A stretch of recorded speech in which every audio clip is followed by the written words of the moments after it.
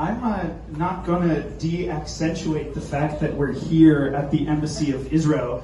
I feel so official standing behind this, even though it makes me feel like a very short Jew. This mic? I like this one. Thank you, though. This is too tall of a podium for me.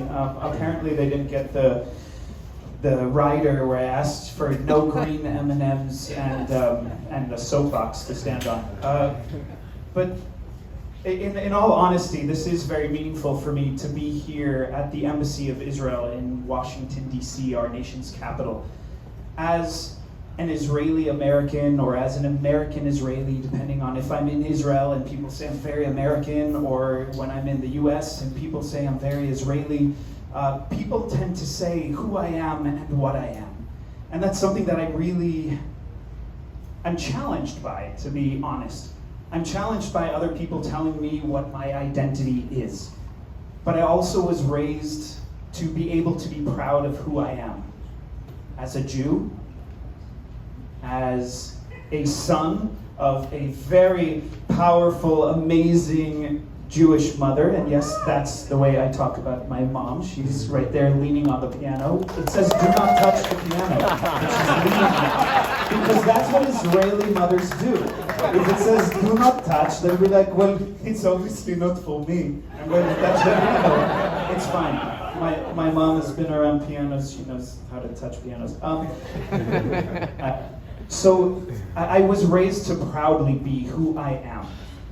And it's as an LGBTQ actor, as a queer actor, and queer filmmaker, and queer host, and queer advocate, I'm always a Jewish actor, a Jewish filmmaker, a Jewish host, a Jewish advocate.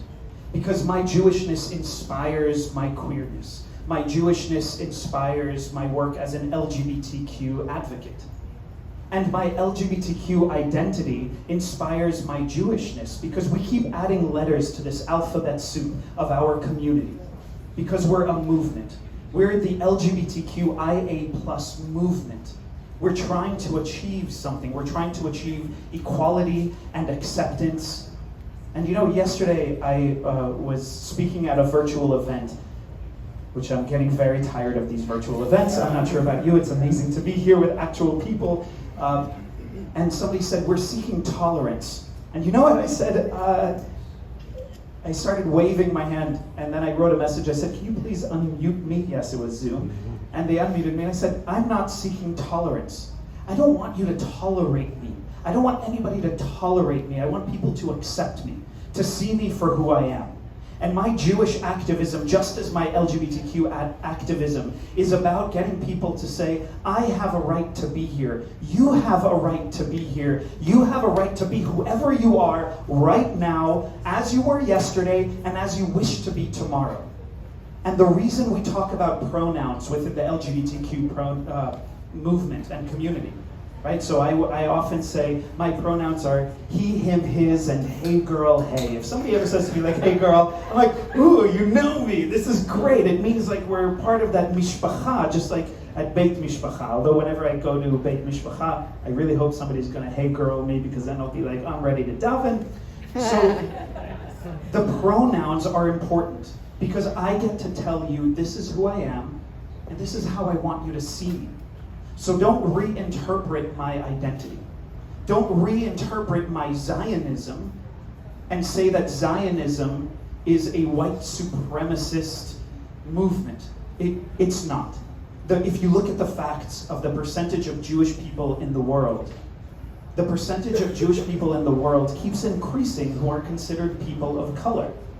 And in fact, those of us who do the Ancestry.com or 23andMe, it'll say, oh, you're part German, or you're part Polish, or you're part Italian, or you're part Spanish, or you're part African, East African, and you're part Jewish. Okay, Ancestry.com won't say, oh, you're this percentage Christian, or Buddhist, or Muslim, or a different religion. And it makes me think, okay, Am Israel, the nation of Israel, we're not just a religion. We're not. because I'm super Jewish, but I don't go to synagogue every week, let alone every day. I'm super Jewish because I'm ethnically Jewish. I was raised with my Jewishness. I was raised being part of a family. My people are small. My family is few.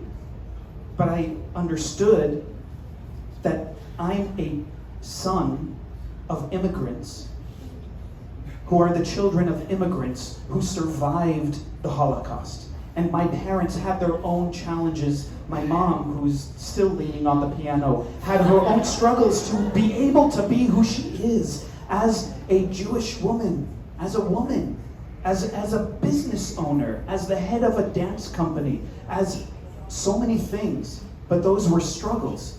So I recognize that I have the benefits to be who I am because the previous generation struggled to allow me to have this opportunity. And that's why I tell you what my pronouns are. That's why I tell you this is who I am.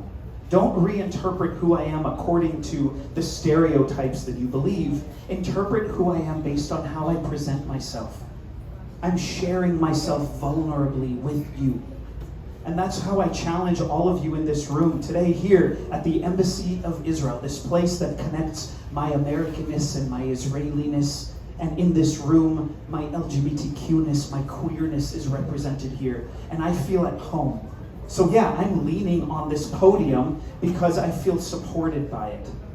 But in the meetings that we had, I reminded Tommy, who is amazing, and Vanina, who's also amazing. I said to them something that I say often.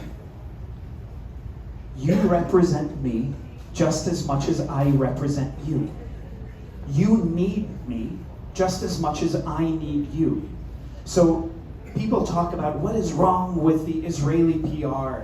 The LGBTQ community in Israel is the only community in the Middle East that is able to be out and proud. Yes, we're still marching. We're still fighting for so many rights that we deserve.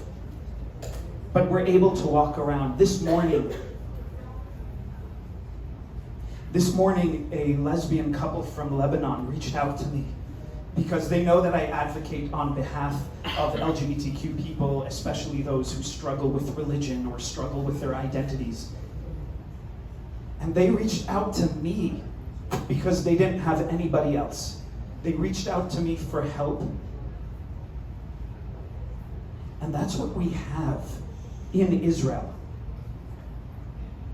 I speak on behalf of the Aguda, the LGBTQ task force in Israel, and the Jerusalem Open House, which is an open house. We need to remember the percentage of Muslim people who get free services, who are welcomed openly. The amount of Palestinian people who get free services openly and get protections. That is the narrative that we have to share. That is what makes me a proud Zionist, to be or lagoim v'kechol agoim, to be a light unto nations and like all other nations. It is my job to do that, because I'm a child of somebody who struggled to be who she is, who is a daughter of people who struggled to survive to be who they are. I don't de-appreciate any of that. I appreciate every little bit of it. So, here at the very end of Pride Month, I am filled with pride. But I recognize why we march, why we still have more pride marches. Because we need to march. It's not a parade. I'm not just there floating and waving flags around like I did when I was 20 and dancing in a bathing suit on top of a pride float. Yeah, I did that. But I was a twink back then, and now I'm twunk. So now I just don't look as good in a little bathing suit. But I still recognize the point of our being there. And the point of our being here. And the reason the LGBTQ activists who are of the generation before me and the generation before them, I'm able to march because what they did. I'm able to be here leaning on a podium of the Embassy of Israel and speaking at an event in Washington D.C. about my rights. As I see my husband filming me over there, I have a husband. I was able to marry him, and we had full rights to do that. But the generations before me didn't have that opportunity. So I don't de-appreciate that either. I appreciate who I am. I appreciate who I come from. I am defined by who I am. I will let you know how I define myself.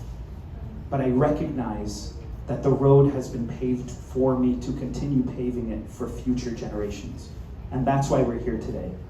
So, as Tommy mentioned, yes, there's a hashtag. Yes, we're on social media. The narrative is upon us. How will you share your narrative?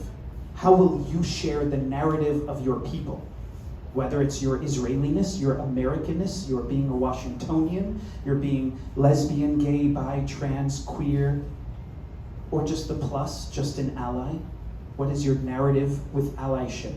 What is your narrative as a Zionist? How do you define yourself? So put it out there. Put it out there on social media. Put it out there to inspire other people. Because who knows, just like what happened to me this morning with this lesbian couple in Lebanon who reached out to me for help. I've never been to Lebanon. They reached out to me for help. All of you who are here are proud enough and strong enough to be here. You're an advocate. Own your narrative. Be who you are, all of you, all the time. And don't ever let anybody define you differently than how you define yourself. So happy Pride, Chag Ga'ava Sameach, and I'm just thrilled to be here with all of you.